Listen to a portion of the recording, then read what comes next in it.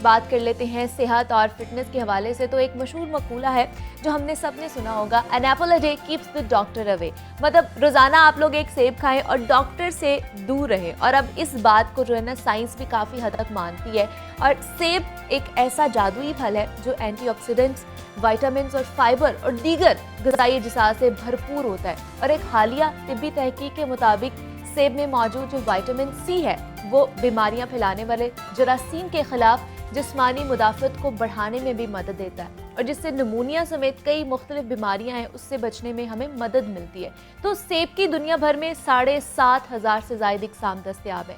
और ये फल सेहत के लिए ही फ़ायदेमंद नहीं बल्कि इसके साथ साथ मिठास की ख्वाहिश को भी हमारी पूरा करता है, और जबकि पेट को भरने में भी हमें मदद देता है। तो सेब की अफादियत क्या है और उसे कैसे इस्तेमाल करना ज़्यादा फ़ायदेमंद हो सकता है हमारी सेहत के लिए, इस पर आज हम बात करेंगे।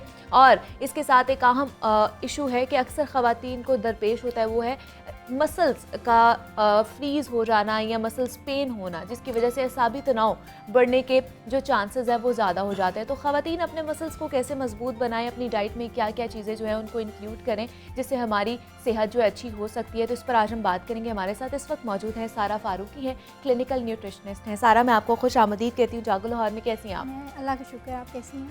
मैं भी बिल्कुल ठीक ठाक हूँ। सारा, जैसे मैं अभी बात करी थी कि एक जो मकूला है जो हम सब ने सुना हुआ है और हमें कहते भी थे कि an apple a day keeps the doctor away, तो इसमें कितनी सच्चाई है कि इतना जादुई फल है जैसे मैं बता रही थी, या इतना ग़िज़ाइयत से भरपूर फल है कि ये हमें डॉक्टर से दूर रखता है? हाँ जी, क्योंकि इसके अंदर बहुत सारे विटामिन्स और मिनरल्स मौजूद हैं, लेकिन साथ में फाइबर भी मौजूद है।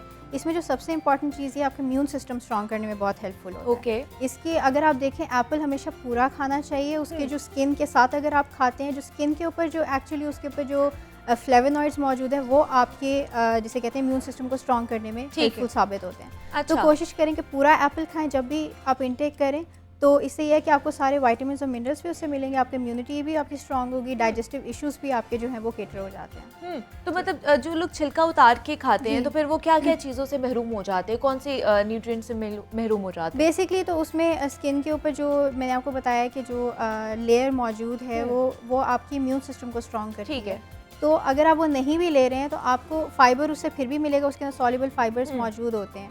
बस उसमें यही होता है कि आपकी इम्यूनिटी शायद उससे इतनी ज़्यादा स्ट्रांग नहीं होगी, लेकिन आपको उससे दूसरे फ़ायदे ज़्यादा होंगे। और जैसे कहा जाता है कि सेब के अंदर ग्रीन टी जैसे जो एंटीऑक्सीडेंट्स मौजूद होते हैं जो हमें एक तो हार्ट डिजीज़ से और दूसरे कैंसर से भी बचाते हैं, तो इसमें कितनी सदाकत है? बिल्कुल ये बात ठीक है, क्योंकि उनके एंटीऑक्सीडेंट से एक तो आपकी इम्यूनिटी भी स्ट्रांग होती है, आपके डाइजेस्टिव इश्यूज भी जो है केटर होते हैं, खासतौर पे कोलेस्ट्रॉल जो है लोअर डाउन हो जाता है। हार्ट डिजीज़ से इसी तरह से बचत होती है, क्योंकि इसके अंदर जो सॉल्युबल फाइबर्स होते हैं वो आपके जितनी भी बॉडी में कोलेस्ट्रॉल या टॉक्सिन्स हैं उनके साथ अटैच होकर उनको बॉडी से एक्सक्रीट आउट कर देते हैं। तो अगर इसमें सारा अगर एंटीऑक्सीडेंट्स मौजूद है, ग्रीन टी की वो मौजूद है, तो इसका मतलब ये एंटी एजिंग के हवाले से भी बड़ा मुफीद है और हमारे लिए खासतौर पर बहुत ज़्यादा अच्छा होगा। हाँ जी बिल्कुल, सिर्फ एप्पल नहीं, जितने भी फ्रूट्स हैं, बहुत सारे ऐसे फ्रूट्स हैं जिनके अंदर जो है एंटीऑक्सीडेंट्स हैं मौजूद। अगर आप डेली बेसिस पे 2 to 3 सर्विंग्स फ्रूट्स के आप ले रहे हैं तो ये एंटी एजिंग के लिए भी बहुत ज़्यादा ज़रूरी है। तो मेरे ख्याल से अभी जो ख़वातीन हमें देख रही हैं जो नहीं खाती थी, आज से वो इसका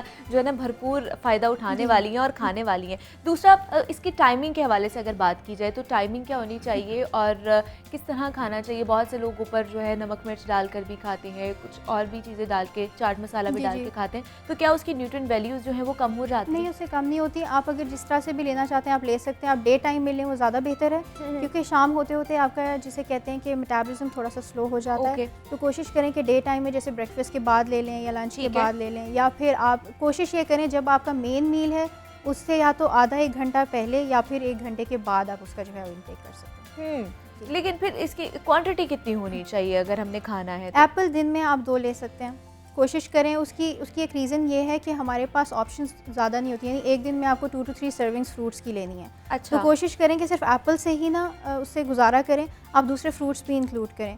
उसकी एक बड़ी रीज़न ये है कि जितना ज़्यादा वैरायटी फ्रूट्स में रखते हैं उतने ज़्यादा न्यूट्रिएंट्स आपको मिलते हैं, क्योंकि सिर्फ एक फ्रूट आपको सारे न्यूट्रिएंट्स नहीं दे सकता।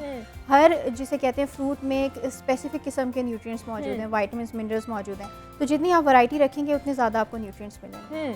और दूसरा सारा, आजकल जो जो फ्रूट्स की बहुत ज़्यादा चीज़ें जो है हमें नज़र आ रही हैं, बेक चीज़ें भी हैं, जैसे एप्पल पाई हो गया, एप्पल हमें केक्स मिल जाते हैं, बनाना पाई और ये सारी चीज़ें मिल जाती हैं, तो क्या ये जब बेक होता है उसके अंदर जाते हैं ये फ्रूट्स, तो क्या उनकी जो न्यूट्रिएंट वैल्यूज़ हैं वो तो नहीं कम हो जाती हैं या वो भी खाया जा सकता है?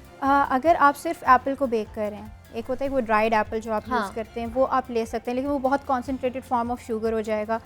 और जो दूसरा जो आप बेक करें जैसे केक्स वगैरह में आप ऐड करें उसका कोई फ़ायदा नहीं है, क्योंकि उसमें आप अलग से शुगर्स वगैरह भी ऐड करें तो आपको वो फ्रूट खाने का कोई जो है फ़ायदा नहीं हो रहा उससे। तो अगर किसी ने फ्रूट की जिसे कहते हैं कि वो सर्विंग पूरी करनी है तो वो एप्पल पाई खा के पूरी नहीं कर सकता। उसको apple as a whole fruit ही लेना पड़ेगा, क्योंकि जो आपके पायस हैं, जो आपकी जो डिज़र्ट्स हैं, उनके अंदर शुगर अलग से डलती है तो वो सारी जिसे कहते हैं न्यूट्रिशनल वैल्यू उसकी ख़त्म हो जाती है। और जैसे बहुत से लोग हैं जो चाट बना के खा लेते हैं, फ्रूट सैलेड खा लेते हैं, तो उसमें भी बहुत सारी एक तो फ्रूट्स भी मौजूद होते हैं और भी बहुत सारी चीज़ें सॉस वगैरह यूज़ करते हैं, बाकी चीज़ें भी, तो वो भी खाए जा सकते हैं। अगर आप फ्रूट सैलेड लेना चाहते हैं उसमें कोई इशू नहीं है। अच्छा, आप सिर्फ फ्रूट सैलेड बना के जैसे डेली बेसिस पे आप जो अपने लिए सैलेड बोल बना लें वो आप डेली बेसिस पे यूज़ कर सकते हैं, उसमें कोई इशू नहीं है। डिफरेंट फ्रूट्स को आप मिक्सअप कर लें, उससे आपको डिफरेंट न्यूट्रिएंट्स भी मिलते रहेंगे। लेकिन अलग से अगर आप सॉसेस वगैरह भी बहुत सारे ऐड करें तो तब भी उसकी न्यूट्रिशनल वैल्यू वो नहीं रहती। अच्छा, वो नहीं रहती है, लेकिन आपको कई लोग, हाँ जी, कई लोग जो है सैलेड्स के अंदर शुगर भी अलग से ऐड कर रहे होते हैं, तो वो आपको उससे बहुत ज़्यादा फ़ायदा नहीं हो रहा, उल्टा आप अपना नुकसान ही कर रहे हैं उस चीज़ से। तो कॉन्सेंट्रेटेड अमाउंट ऑफ शुगर इतनी ज़्यादा नहीं लेनी चाहिए। ऑलरेडी फ्रूट्स बहुत ज़्यादा मीठे होते हैं। अच्छा, ठीक है, जो एक ऑलरेडी मिठास है जो आपको चाहिए वो आपको फ्रूट से मिल रही है, वो जो आप अलग से वाइट शुगर ऐड करते हैं वो बहुत ज़्यादा नुकसान दे सकता है। तो अगर हमने मिठास के लिए कुछ डालना है, कोई ऑल्टरनेट है हमारे पास?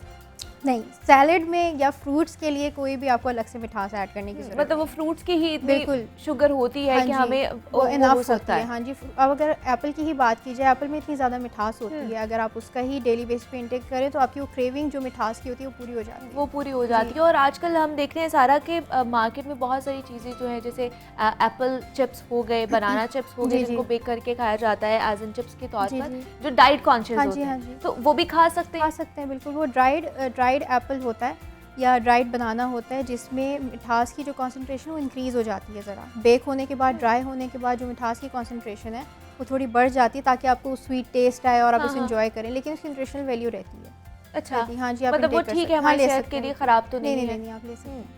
ठीक है। और बच्चों के हवाले से मैं बताइए, फिर उनको किस उम्र से जो है ये फ्रूट्स की तरफ या ख़ास तौर पे एप्पल की तरफ लेकर आना चाहिए? जब 6 मंथ्स के बाद जब आप सॉलिड फूड इंट्रोड्यूस करवाते हैं तभी आपको जो है फ्रूट्स और वेजिटेबल्स इंट्रोड्यूस करवा देने चाहिए। उसमें यह कि एप्पल को आप अच्छे तरीके से मैश करके उसकी प्यूरी बना के जो है वो बच्चे को आप खिला सकते हैं। बिल्कुल उसको जिसे कहते हैं ना नरम कर दें ताकि वो बच्चे के लिए डाइजेस्ट करना आसान हो जाए। तो आप स्टार्ट से ही जब उनको सॉलिड फूड इंट्रोड्यूस कराते हैं तभी आप उसे एप्पल जो इंट्रोड्यूस करा सकते हैं। बिल्कुल ऐसे ही है। और बाकी हमें बताएं कि अगर किसी ने वेट गेन करना है तो फिर उसे क्या अपनी जो है चीज़ों में या अपनी डाइट में ऐड ऑन करनी चाहिए चीज़ें? फ्रूट्स कितने खाने चाहिए, वेजिटेबल्स कितनी खानी चाहिए? देखिए, फ्रूट्स की जो नॉर्मल सर्विंग्स है वो 2 to 3 है, मैंने आपको बताया। लेकिन अगर किसी ने वेट गेन करना है तो उसको और भी बहुत सारी चीज़ें एक बैलेंस डाइट के साथ लेनी पड़ेंगी। ठीक है, आप सिर्फ फ्रूट्स के ऊपर डिपेंडेंट नहीं हो सकते कि उससे आपका वेट गेन होना शुरू होगा। अच्छा। ये सारी जो गेम होती है कैलोरीज की होती है, जितने ज़्यादा फ्रूट्स का इंटेक करेंगे कैलोरीज उतनी ज़्यादा इंक्रीज़ होंगी,